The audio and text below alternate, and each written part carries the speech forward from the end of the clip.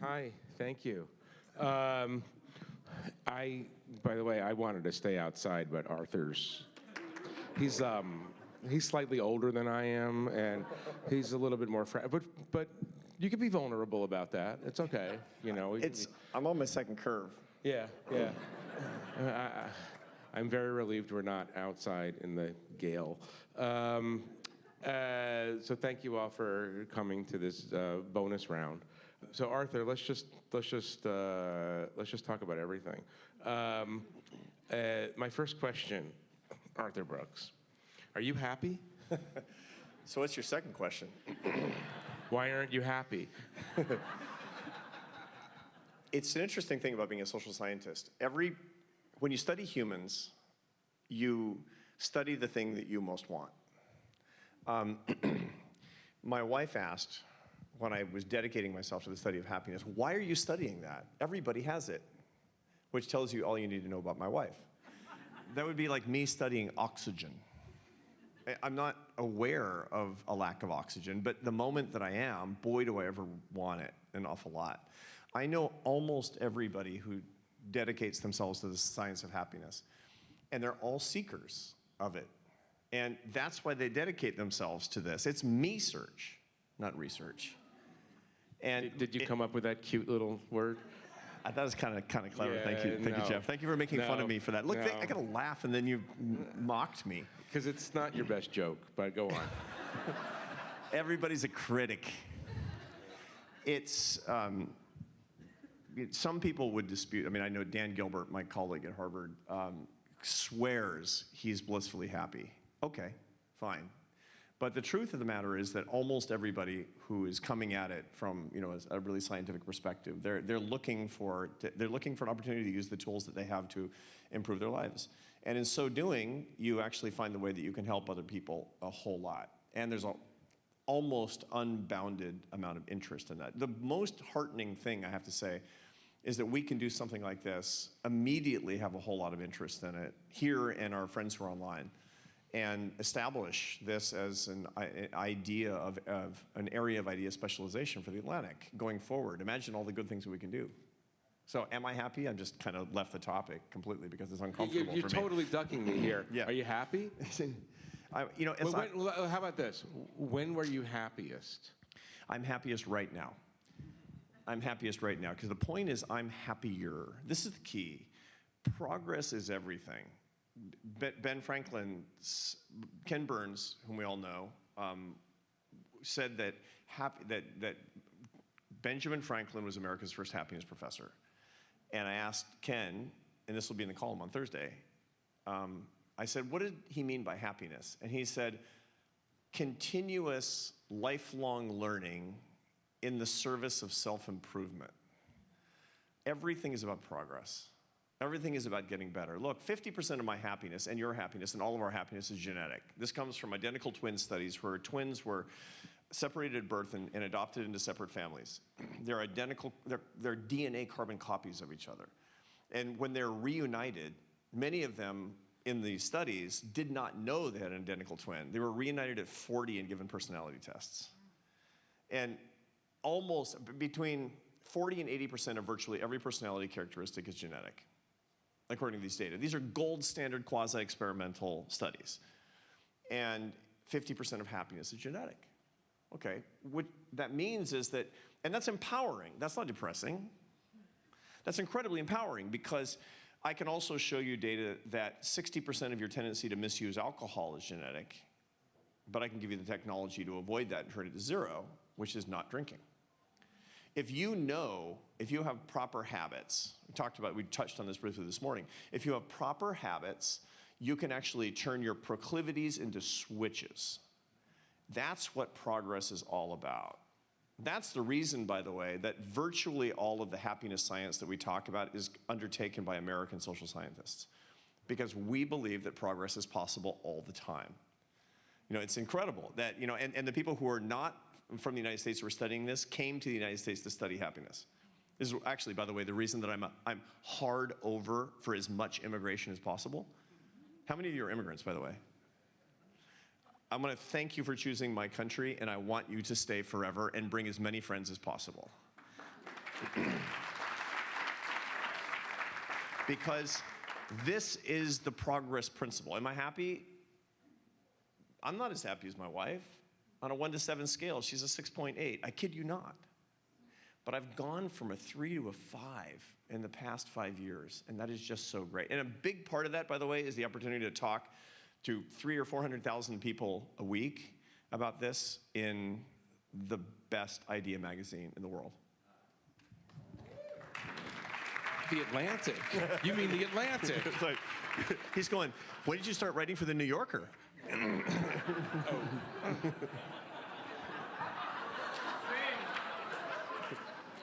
Like I was setting you up, man. Yeah, I was. You're just getting me back for that me search thing, right? I get it. Yeah, that's fine. No, we're happy to have you at the Atlantic, obviously. Well, one of the things I wanted to do tonight is enlarge this topic a little bit and try to refract through the prism of happiness, our national anxiety and our national fracturing. We can go to this now and then jump around a little bit more. But in your previous life, you thought about huge economic issues, huge political issues. We all know that culture is upstream from politics, and and mental health, psychiatry, personality. These things, character, are upstream from even culture. And so I'm wondering if you would talk for a little bit about why the country seems to be so collectively unhappy. And I get the pandemic is the obvious elephant in the room, but even without the pandemic, we still have a culture of contempt and a culture of derision and a culture of intolerance that I don't think really has ever existed the way it's existed now. So talk about national happiness. Yeah. So it's hard to scale. It's hard to add one person's happiness to another person's happiness, obviously. So happiness is something that exists at the individual level, but we can look at it in terms of a community that's moving up or down. And if you look on almost any measure, if we look at the General Social Survey, which is the gold standard body of evidence from the University of Chicago, or Gallup, which is really well done, you find that on almost every measure that matters, the United States has been in a slow happiness decline on average since the late 1980s. I don't want that to be true, and it doesn't make sense, because I'm an economist. And I look at the data and I say, look, GDP per capita has been rising. It's been rising differently in different quintiles, but every income quintile has been getting more prosperous. Literacy is rising. In general, most of the measures, economic measures at least, of human thriving have been increasing. And yet happiness has been declining. So what you're saying is Marx is wrong. Maybe Marx was right. Go on. Yeah. So there's two basic explanations for this. One is, as we talked about briefly this morning, and I'll talk about tomorrow morning a little bit more, there is the portfolio of happiness, of the habits of the happiest people. They all fall into these four big categories. I mean, there's a million, there are 10,000 papers comparing happy people from unhappy people. And you can find a paper that asks whether you should use resistance training or cardio to be happier, but that's trivial. What really matters, if you boil the ocean of all of the literature, is that the happiness habits go into the categories of faith or philosophy, having a transcendental understanding of life that's bigger than the boring sitcom that is me, me, me. Family life, the ties that bind and don't break and you don't choose, and God knows you wouldn't in many cases. Friendship, I'll talk about that a little bit more tomorrow, and work in which you earn your success and you serve other people. Faith, family, friends, and work, in the vernacular, in a nutshell. And all four of those institutions have been in decline since the 1980s.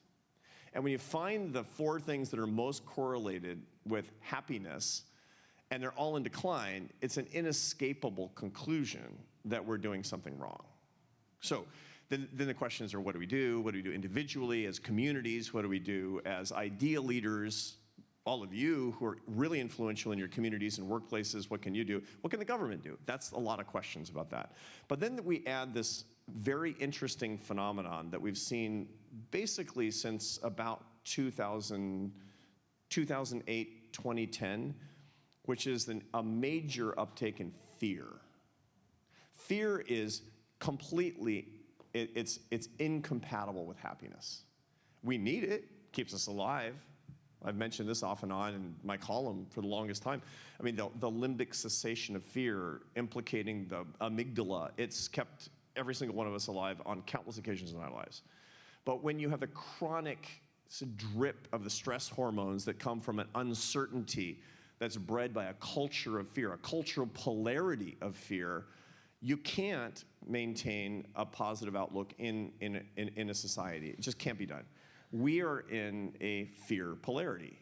And people say, well, it's because of these politicians. But politicians are downstream from that. We select politicians that are our id, that are a reflection of the particular cultural polarity in which we find ourselves. And this is especially... Did we ever choose politicians from our superego, or was it always an id? Well, that's a good question, except that when we're in more of a positive love polarity, people will find leaders that actually act like leaders as opposed to followers. That let's just figure out what the most populist thing is. Let's figure out what we think people want us to say. There's a parade going down that street. I'm going to jump in front of it because it needs a leader. That's what happens when there's the current, like what we have in the current environment with polarization and populism, which is ultimately one of fear. That's really bad for national happiness. And that's what we want to change. Well, I want to stay on this for a minute and get a little bit more political, because in your previous life, you ran a prominent right-of-center think tank. You understand Republican politics extremely well. You're close to a lot of people, or have been close to a lot of people, including people who have changed, seemingly, over the past several years. They became an enabler of someone that, you know, I'm just going to move on. What are you saying? I'm trying to be I'm trying to be nonpartisan about this, because it's obviously deeper than party on the one hand. On the other hand, you have institutions, media institutions, political institutions, that derive great benefit right now from, let me put it as bluntly as I can in this case, scaring elderly white people about change that is coming, creating fear among elderly white people that the country that they know and love is being taken from them. Right? And I don't think that this is something that's happening on both sides of the aisle. Obviously, Democrats also can play all kinds of games with information and people, but it's not the same thing right now. And you come from that world, and you're talking about fear as being the opposite of happiness or whatever, or prohibiting happiness. What happened? You know, how did it go? I mean, I'll put it even simpler. Ronald Reagan was the sunniest president we've had in a very, very long time. How did it go from Ronald Reagan to American carnage? Yeah. I didn't do it. So, and when we're talking about fear, or in elderly white people, for example, I mean, I sit on a college campus, and I see colleges all over the country that have gone from, you know, deep intellectual ferment to some combination of vo-tech and activist training grounds. They're not interesting in the same way, and a lot of it has to do with fear. You know, I see students on elite colleges all over the country, northeastern colleges in particular, where fear is in being instantiated by baby boomer faculty and administrators to recruit child soldiers into a culture war. Look, there's a big problem across our country right now. And no matter where you are sort of on the political spectrum, there's plenty for us to regret. And that regret will... But I'm not asking about Harvard, I'm asking about Fox News. Okay. This will translate into progress only when we're willing to stand up and call it out on our own side. Because you can't, look, moral courage, my father used to tell me, who's a great man, moral courage is not a question of standing up to people on the other side. That's actually pretty easy to do. We call it moral courage in a climate of fear. Real moral courage is standing up to your own side on behalf of people on the other side. Because that's how you lose friends. Totally. But that's not what we do in a climate of fear, because of whom are we most afraid? We're most afraid of the most radical people on our own side. That's how culture wars work, right? That's when we're freaked out. And so when you look at, you ask about, you're essentially saying, what happened to the Republican Party? People that seemed relatively reasonable in the Republican Party are freaked out by the radicals on their own side, because cancel culture is no joke. And I'm on college campuses, and I'm looking at my colleagues as academics across the United States are largely classically liberal progressives, which means that they have truly Enlightenment values and really want a competition of ideas, but they're afraid of radicals on their own side. This is normal. This is normal because we don't want to be cast out into the outer darkness. We don't want to be wandering the tundra. We have, it's very interesting, this new brain science research that's showing that, that it's so extraordinary how parsimonious the human brain is, where we process in the anterior cingulate of the brain. It's the same part of the brain that processes physical and social pain, particularly from exclusion. It's like having somebody cut you with a knife if you're going to be socially excluded. Being ostracized is like being killed. Being ostracized is like being mortally wounded, and we will avoid it at any cost. That's why we're so afraid of people on our own side.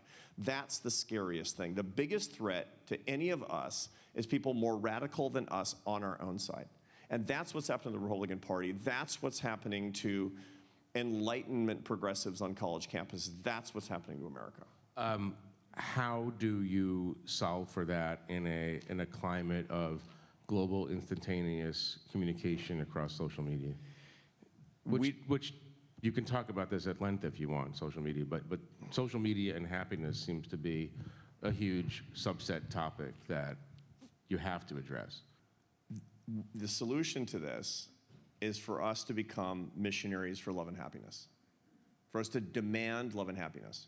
The solution for us is to have the courage not to stand up and antagonize necessarily people on our own side, although that's a good thing to do sometimes, but not everybody's capable of that. The way to subvert the dominant paradigm of polarizing fear is for each one of us to find somebody with whom we disagree and say 3 words: I love you. If you're willing to do that, the world starts to change. And that's a hard thing to do. That's a hard thing to do too, because that's when you really antagonize people on your own side, is when you're being a little too nice to the people who are ignorant, to the people who are hostile to our shared values. But that ultimate, because look, it's true. It's interesting, I study something called motive attribution asymmetry, which is just a fancy way of saying when you have an intractable conflict between 2 groups, inevitably, if the conflict between the 2 groups is hard to resolve, whether it's the Middle Eastern conflict, the Rwandan genocide, or the Balkans, or any divorce, what they all have in common is both sides say, I love, but they hate. And that's a mistake, because you can't be both motivated by hatred and love simultaneously. One side is in error, usually both, which is a huge opportunity, because what that means is that there's a communication problem. This is how, marriage therapists who are worth their salt, they can bring a couple back together again by simply having them understand that the other person actually loves them. This is John Gottman of the Gottman Marriage Laboratory with his wife Julie, and he's brought thousands of couples back together again. This is the premise that he works on his work. So it's so interesting when you actually see motive attribution asymmetry in action in American politics, because it's as high, that phenomenon is as high in the United States between Democrats and Republicans as it is between Palestinians and Israelis right now, literally measured by the same metrics. So when I was giving a talk for 600 conservative activists in New Hampshire, and this is in 2014, it's a long time ago. And I had this thing on my mind. Can I see an example of this? I got there a little bit early. It was a rally. And I'll say yes to any speaking engagement, obviously. And it was like 3-cornered hats and the whole thing. It was like wild. And it was 15 presidential candidates and me. And nobody's mistaking me for presidential candidate because America's not ready for a bald president. And so, and I thought this is a mistake, but there's no mistakes, right? And I listened, they were doing what they all wanted to be for the Republican nomination, evidently, obviously. And they were throwing raw stakes out into the audience. They were doing what politicians always do, which is, you're right in all the things that you think, and the people who aren't here, who are not invited, who probably wouldn't feel safe, quite frankly, they're stupid and evil and hate America. And you can find it at left-wing rallies or right-wing rallies, it's all the same. And so I thought to myself, what can I do that they can't do? And the answer is, I can say anything I want, because I don't need votes. So I said a little prayer, and I gave my talk, and it was about policy or something. But then I said, and I want you to remember, you've been giving applause after applause to these people telling you that you're right and the other side is stupid and evil. But I want you to remember something. The people they're talking about are your neighbors. And they're not stupid and they're not evil. They're just liberals who disagree with you on politics and policy. And if you want to persuade them, which should be your goal, because newsflash, nobody in history has ever been insulted into agreement. If you want to persuade them, don't use your values as a weapon. Use them as a gift. You have one thing that will do that, and that's love. It was not an applause line. But this lady yells out, she gets the applause, not me. She yells out, actually, they are stupid and evil. She was joking. She wasn't trying to repudiate me or hurt my feelings. But at that moment, it all became clear to me. That was an example of motive attribution asymmetry. And the reason that was morally clarifying for me is because that lady was talking about my mother. I grew up in Seattle. My father was an academic. My mother was an artist in the most liberal city in America. What do you think my family's politics? I was the black sheep of the family. I was the oddball. They thought it was like, do we drop him on his head? I mean, when I was in my 20s and I was having these weird ideas about capitalism and foreign policy, one night my mother, she was acting all stressed out and tense. We were making dinner and she says, I said, what's on your mind, Mom? What's on your mind? And she said, your dad and I are very worried about you. And I said, what is it? She said, I want you to be completely honest with me, and I can handle it. Have you been voting for Republicans? Here's the thing. I mean, this is the solution to what we need, is to remember. I mean, look, all of us here. How many of you love somebody with whom you disagree politically? That's, I don't know, I can't see. It's 100%. Let's round it off. The rest of you are on your phones. If that's true, why are you putting up from some knucklehead on your side insulting your sister-in-law? You know it's not right. And it's time to start standing up for your sister-in-law, notwithstanding the fact that she voted wrong.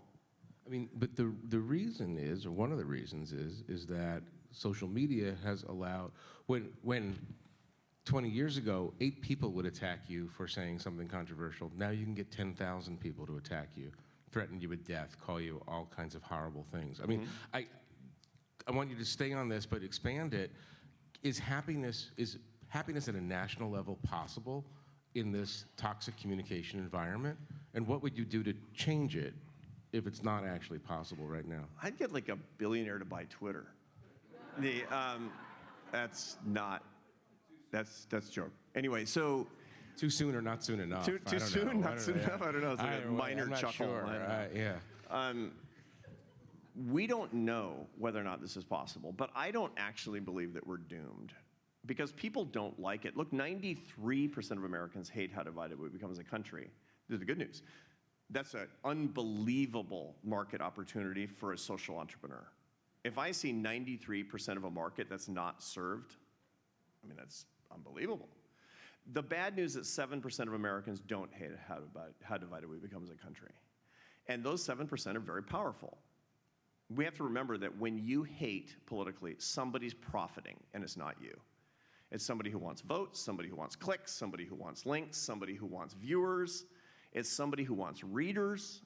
And that's the id of the American political scene today. What we need is a virtuous populist revolution where we're fighting back against the 7% that want to make us hate. That's actually what we need. And I believe it's possible. I believe it's possible where we demand true ideological diversity, where we commit ourselves to greater love, where we repudiate the voices that say that the greatest threat, the greatest lie that we're facing in this country today is that your next door neighbor who voted for the other party is the greatest threat to America. That is insanity. That is Jim Mattis's, what did he say to you? Yeah, I asked him once, when he was Secretary of Defense, what is the greatest threat facing the United States? Expecting the usual sort of answer a Secretary of Defense would give you. The Iranian nuclear program, Chinese Navy, et cetera. And he said, the fact that Americans seem to have lost affection for each other is the greatest threat to the United States. In a way, and we've talked about this, Putin is a kind of a weird, perverse gift to Americans who are reminded by Putin's behavior that there's passive aggressiveness in the world, but there's actually also just aggressiveness in the world. That things are, that not everything is like, that there are people outside the American context who actually behave in ways that nearly all Americans find repulsive. But the lack of affection is the way he put it. Contempt would be another way of putting it, and contempt seems to be the opposite of happiness in a lot of ways.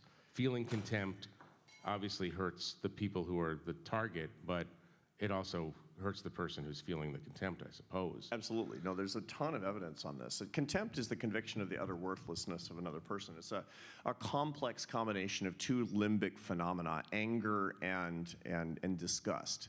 Disgust is an ice-cold emotion that's relegated to your reaction to a pathogen, something on the bottom of your shoe, something that smells offensive. And when you treat somebody with disgust, you have a permanent enemy because you've said, I hate you and you're worthless. Even if you're not registering those particular emotions, when you display those emotions through eye-rolling, derision, sarcasm, dismissal, which is the mode in which we communicate with each other politically in the United States, what you do is you ruin the relation, thus destroying the possibility of communion and happiness for both parties.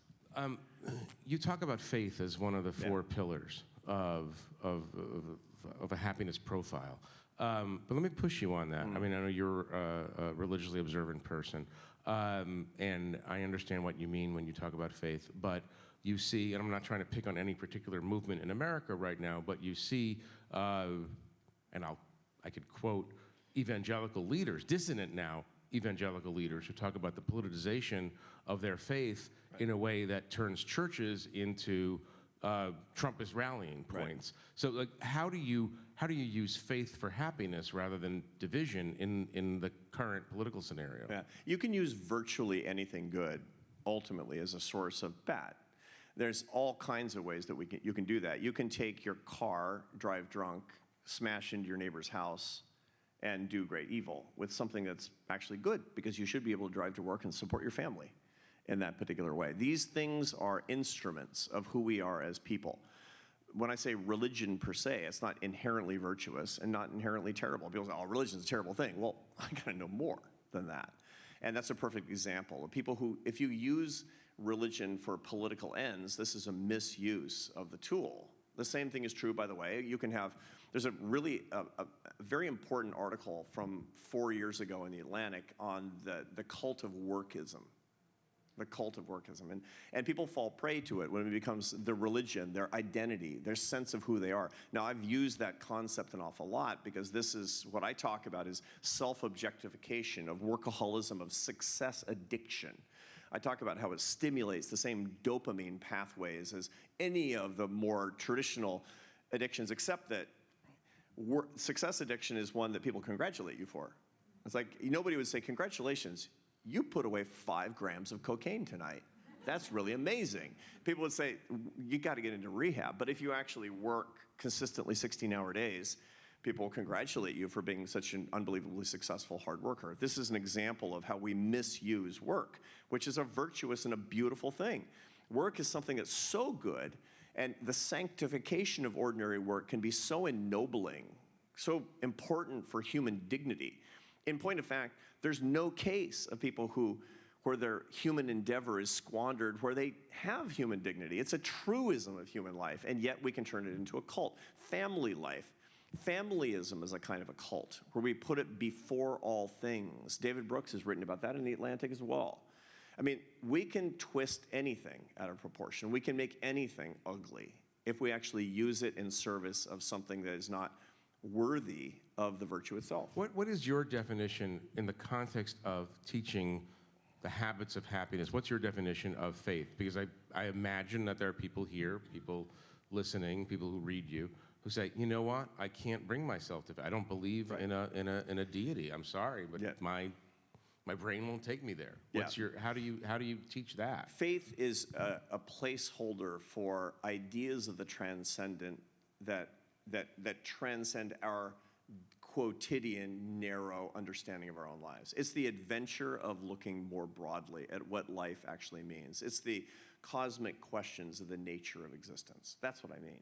And there's a way to get at that. I mean, it's interesting. You know, I write about this a lot. For example, you find that a serious consumption of nature's experiences can give you these transcendental understanding of life. Really trying to learn a Bach fugue can give you that as well. You can get this from studying the Stoic masters. You can get this from a non-religious meditation practice. There's so many ways that you can get this. The whole point is faith is a placeholder for something that transcends the boring, just the sitcom that is your life, that you're forced to watch on a loop if you don't let. So the Dalai Lama always says, you and I both have interviewed him many times, and the Dalai Lama always says to me, he said this, he's given me this advice many times. He says, remember that you are 1 in 7 billion. And he doesn't mean that I'm a speck, that I'm an ant, insignificant. What he means is, don't forget the adventure of zooming out. Because you're going to waste the fun in life if you're just looking narrow cast. It's kind of like looking at a Seurat painting, a pointillistic painting, but at 1 inch away. It's just it's a dot. Pointillism only takes on its perspective when you back away from it. And such is the case with life. And that's what, when I mean faith, that's what I mean. You need to get to 30 or 40,000 feet. You need to understand its grandeur. It's so interesting, you know, the experiences that I've had. My religious faith is literally the most important thing in my life. But the experiences that I have that have led me to that are really quite different. I talk sometimes, I've written in the magazine about walking the Camino de Santiago, which is this ancient pilgrimage across northern Spain. Incredibly clarifying. I recommend it to all of you, notwithstanding your faith nor lack thereof. Because simply boring yourself to death will change your life. I want to ask you something about, this is sort of reaching back into your public policy days a little bit, but refracting it again through the prism of your happiness work. I'm thinking about mental illness in America right now and the semi-related issue of addiction. Why are we where we are in terms of a mental illness crisis? Is it that people are becoming more mentally ill, that the speed of life is causing this? Or are we as a society ignoring a problem that's unpleasant to deal with? And how does that impact overall happiness, not just among people who are suffering? Yeah, so to begin with, one of the things that my students often ask me, so I teach this leadership and happiness class at the Harvard Business School that has 2 sections, and by the way, people who support my work here, Jeannie Rosner and Jonathan Kozlet are here, who support my work at Harvard on that very work. I have 2 sections of 90 students and about 400 on the waiting list for that class. And a lot of them come in with problems. They don't come in neutral, trying to get happier. And one of the first questions they ask is this a substitute for or a complement to my analysis, the analysis that I'm undergoing, my therapy? and the way to think of it is that when there is a problem to remediate, you're trying to get from 20 yards behind the line of scrimmage to the line of scrimmage. When you're studying happiness, you're trying to get down the field. They're entirely complementary. They're not substitutes for each other. The study of human happiness is not a substitute for therapy. And so what I say to my students is, if you're in therapy, you got to go to therapy. This will make it better. The study of happiness will make your therapy better. And that's a highly studied phenomenon. It's not my supposition, is the key thing. Why is it that so many of my students are in therapy?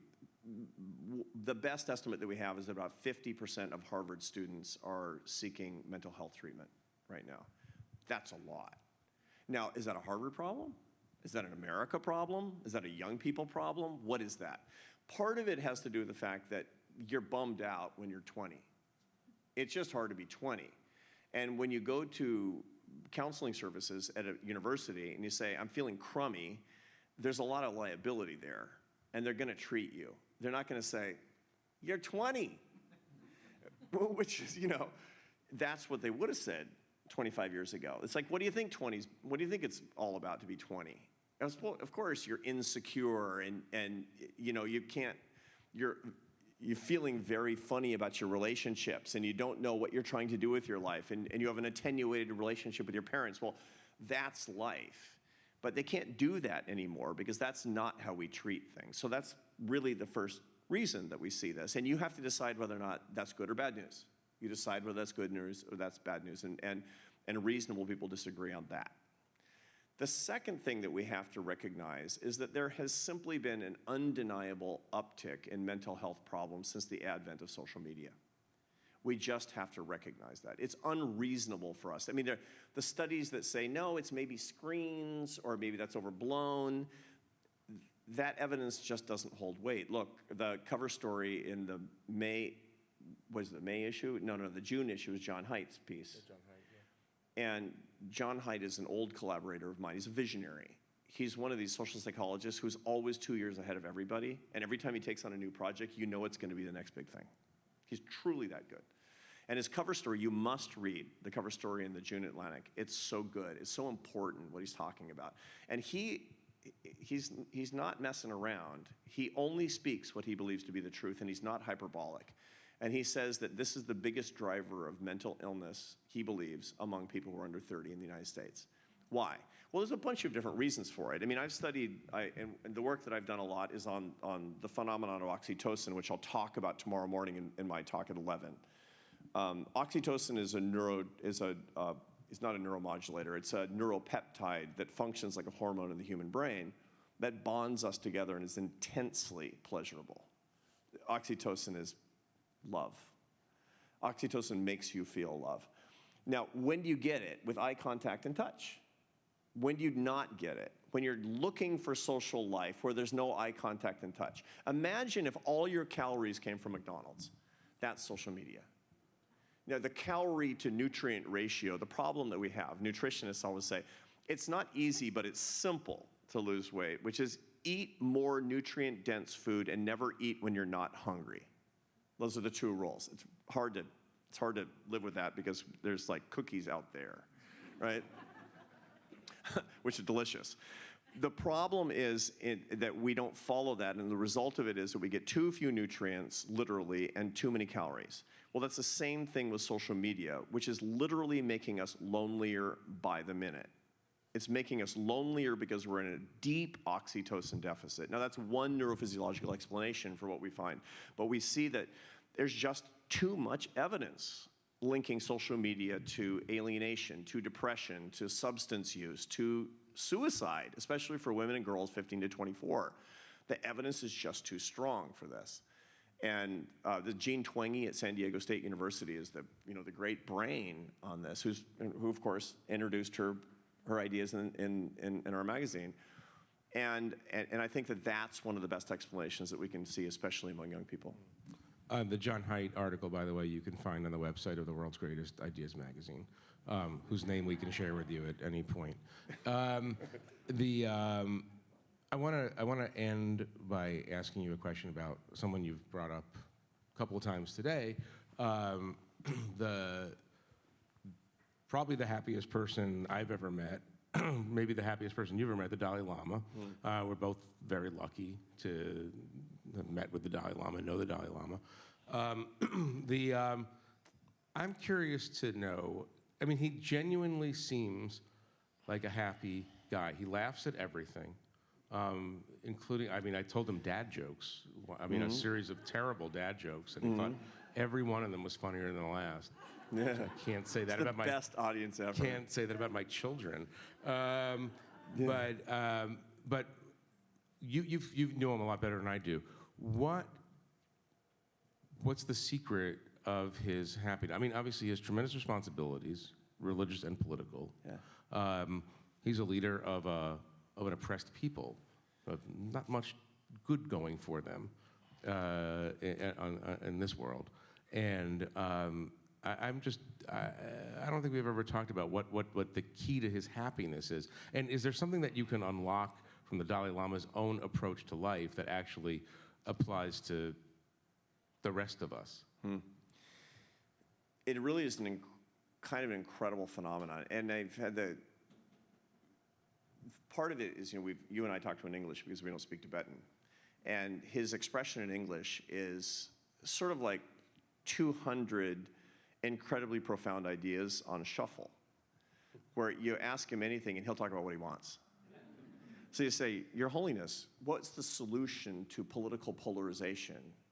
And he'll say, remember that you are 1 in 7 billion. And it's right, because all of those things are right, but it's like the magic 8-ball in this way. I mean, it's like, it can't not be an appropriate answer under the circumstances. What's really interesting is hearing him lecture in Tibetan, which I don't speak, but with a translator. I've listened to him give a 3-hour extemporaneous lecture on ethics, love, happiness, and how it all relates together to some of the most esoteric ideas in Tibetan Buddhism. That's super deep. So people think that he's kind of this jolly old fellow. We'll hear him talk, hear him give a sermon for 3 hours in Tibetan with an enraptured audience of Tibetans, and it's a completely different experience. But I've been in those same sessions in Dharamsala, and he doesn't lose the personality even in those long disquisitions. I mean, he never seems perturbed by anything that happens. What's that secret? So I believe that the secret, of course I've asked him this, but I believe the secret is that the Dalai Lama is completely metacognitive. The Dalai Lama truly is managing himself. This is the reason that I believe that knowledge truly is power. I mean, the whole idea that know thyself is the most, it was written above the temple to Apollo, know thyself. That was basically what we would say today in the context of cognitive behavioral therapy, be metacognitive, which is basically move the experience of your emotions, urges, and desires from your limbic system to the prefrontal cortex, if you want to be neuroscientific about it today. The Dalai Lama is the best person I've ever seen or ever met who can actually live that way. And the reason is because he practices that. I don't believe that he was born doing that. I mean, look, he's a bodhisattva. He's the 14th incarnation of the Dalai Lama. He chooses, under Tibetan Buddhist belief, he chooses to reincarnate. So you could say that when he was 1 year old, he was metacognitive. From a Western perspective, he wakes up every morning at 3. He has a couple of little biscuits. He spends some time on his exercise bike. He hangs out with his cat. He loves his cat. I asked, what's your cat's name? And he said, no name, Cut. Like, what a weird question. Why would I name a cat, you know? And it's like naming your shoe or something. You wouldn't, and then he meditates for the first 2 hours of his total 8 hours a day of meditation. He is practicing the whole idea of being a man who truly understands himself. This is the goal. I mean, do you really want to be happy? Be metacognitive. Do you really want to be happy? Understand yourself. This is the basis. This self-knowledge is the basis of managing yourself. I think that's the secret. So do we have, just in closing, do we have a metacognition crisis in America? Is that what you're saying? It sounds like, and we've talked about this, and again, not to get overly political here, but I think we have an experience in this country of politicians who are tragically non-metacognitive. Yeah. Especially a certain recently ex-president who does not seem to have self-analysis capabilities of any sort. Is that an issue? I mean, if you had to fix something about our political system, would it be to teach metacognition? Yeah, I think it's an incredible virtue, and it is absolutely a skill that everybody should learn. Look, every third column that I write in The Atlantic, it has something about the concept of metacognition. That's how, if I could teach one idea to my students at Harvard, it's this. This is what rocks their world, is that they come in thinking that they're being managed by their emotions, and they go out understanding that they can manage their emotions. I mean, that's revelatory, and that's actually true, and it's true for all of us, but it takes work. Sure, now, to diagnose the former president as non-metacognitive, I don't know. I mean, there's dark triad personality characteristics of Machiavellianism, sociopathy, and narcissism, for sure. That's different than lack of metacognition, I dare say. And again, you know, I'm not a mental health professional. We have, you know, I'm looking at Ellen Vora here, who knows this stuff better than I do, and many other people too. But the point is that there's a lot of celebration of being in touch with our feelings and just blurting it out. Look, on campuses, if you're angry, you should call somebody out immediately. No, you shouldn't. You should actually think about it. You should be warm-hearted. You should have perspective. You should take a minute and think, and you should count to 30 and consider the consequences of what your own behavior actually is, and you'll be happier and everybody will be happier. We do have a non-metacognitive crisis in this country, absolutely. And the one thing that we could do that would bring the country back together again more than anything else is to teach this particular skill. Tomorrow, even more, Arthur Brooks. We look forward to seeing you in the morning. Thanks very much for doing this. We appreciate it very much. Thank you.